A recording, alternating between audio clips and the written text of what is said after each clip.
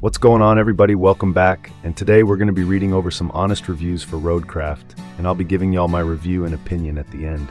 Okay, so our first review here says, feeling a bit mixed about this game.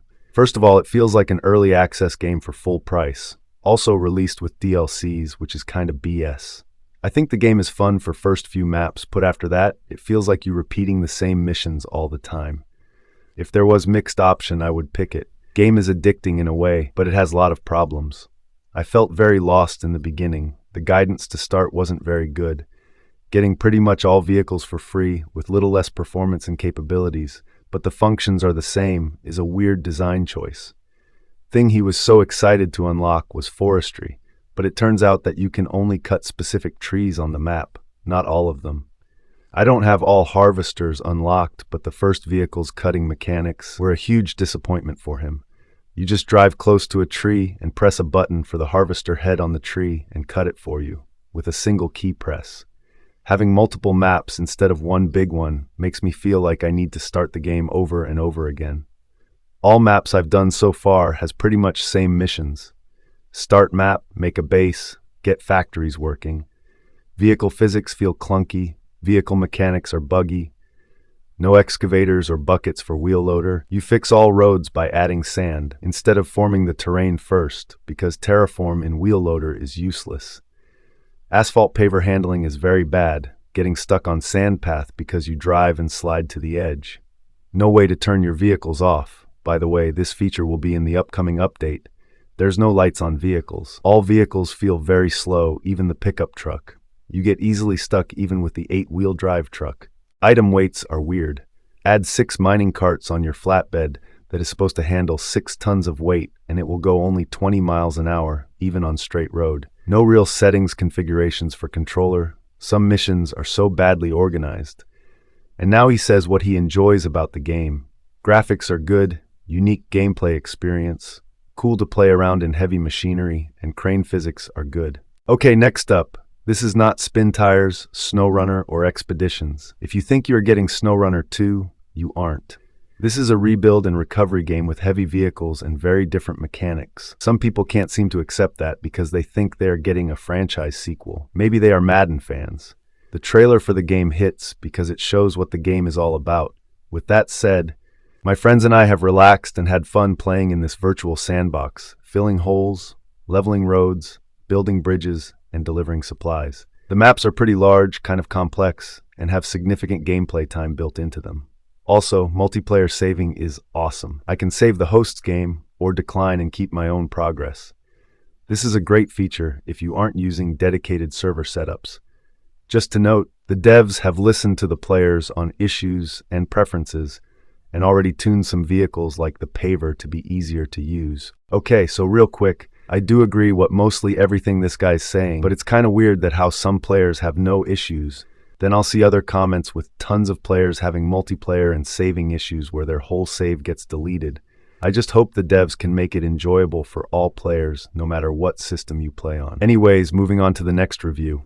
This one reads, super unimpressed. The reason we like these games is because of the complexity. They took out all of the meat that makes games like SnowRunner so endlessly enjoyable and instead simplified the absolute shit out of everything until there's nothing left but gas, brake, and cranes. It could have been so good too. The idea is amazing. They wanted to love it, but after getting halfway through Sunken, they honestly just stopped playing and forgot he ever bought it. That's how little of an impression it left. And honestly, this isn't the first type of comment I've read like this. I've seen people say they want to refund this game so bad. And this again makes me think it wasn't officially finished and ready for launch. Why not take the time to finish the game to its best performance, and then you won't have players wanting a refund, or just end up quitting the game and waiting for updates. I really wanted to love Roadcraft. I spent hours meticulously planning and building out intricate road networks, optimizing layouts, and experimenting with different designs. But no matter how much effort I put in, it all ends up being pointless due to the constant map changes. There's no real progression or no meaningful objectives, and nothing to actually do with what you've built. It's like crafting a complex machine that never turns on. No vehicle customization or modding, no trailer detaching. Saber, you really have let the community down on this one.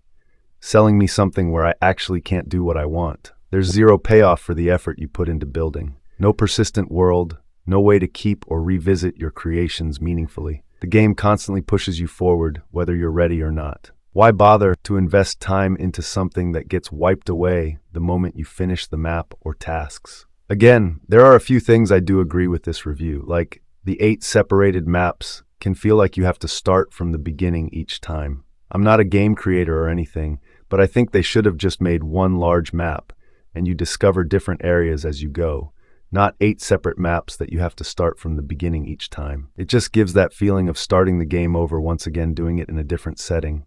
But anyways, moving on, this review says I absolutely love this game. The driving feels smooth, the environments are beautiful, and there's a perfect balance of challenge and fun. Roadcraft kept me hooked for hours with its creative levels and satisfying gameplay. I highly recommend playing it with 3 or 4 friends. It's way more fun together. Highly recommended to anyone looking for a unique and enjoyable driving experience. This one reads, great game with some great new mechanics. This reviewer played all Saber's driving games from Mud Runner to this, and they're all great games, better with more people, but also great in single player. So as we can see, some people love it and some hate it.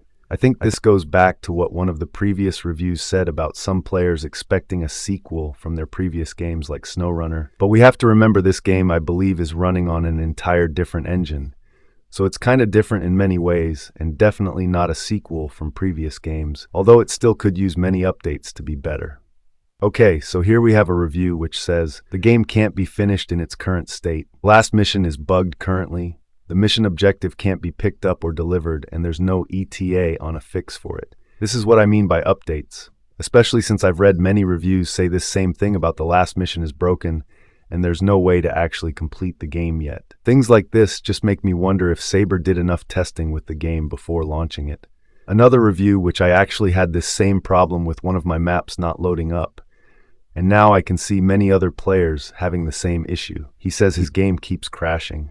Tried to reinstall it multiple times, and now it won't start at all. Used to work fine. And there's tons of suggestions for this, like turning down your graphics or re-download the game itself, but you may lose your data, which sucks. Just imagine playing for 240 hours and all your data gets deleted. I'd be mad too.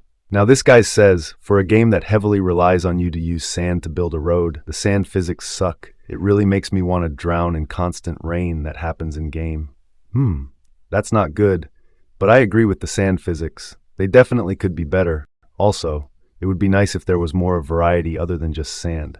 Next, $4 for a DLC dump truck that was already supposed to be in the game is ridiculous. Now to correct this review, that $4 dump truck was specifically stated before launch to only be available for those who pre-ordered the game or picked up a physical copy. So I don't think it was ever supposed to be in the game for free. I mean, they definitely could have put it in the game for free, but being that it's a very useful truck, they decided to sell it after players who didn't pre-order kept complaining. Alright, so for the last review, we're going to leave this off with a good one.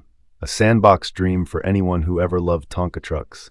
The first 2 missions are a bit of a grind, especially solo, but once you're past them, the game opens up into something truly special.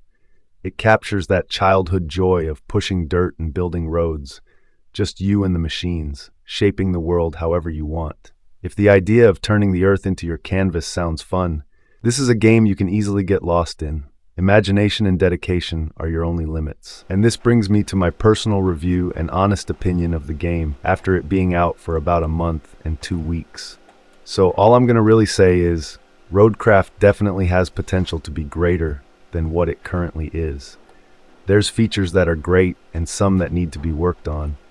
And since the game has already been launched, those who purchased it will just have to wait until it gets better with updates. It's kinda obvious now that the devs released the game knowing it wasn't at its best. However, it's definitely playable, and I do look forward to many updates to make it way better than what it is. As of now, I'd rate the game about 4 out of 5 stars and would recommend it to others, but just know you will come in contact with some things that need improvements. Anyways guys, make sure to go ahead, like, subscribe, and click that notification bell. Thanks for watching.